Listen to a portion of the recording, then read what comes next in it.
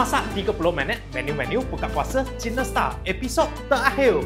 Baso, jom masak. Sediakan air didih dan masukkan tulang ayam, winter melon, jagung, carrot dan biar dia masak 30 minit. Kacaukan udang dengan sikit tepung jagung dan goreng sehingga masak dan sediakan. Masukkan margarin, telur masin kuning dan tumis sehingga naik bubble. Dan naik bubble, kita boleh masukkan cili padi, daun kari, gula, chicken stock.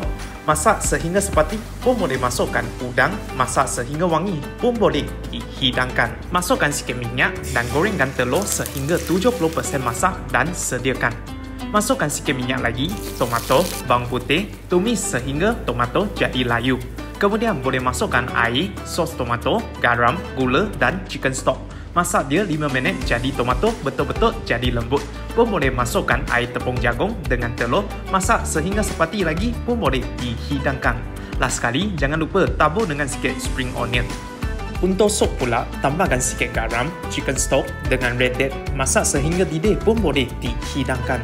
Selamat berpuasa!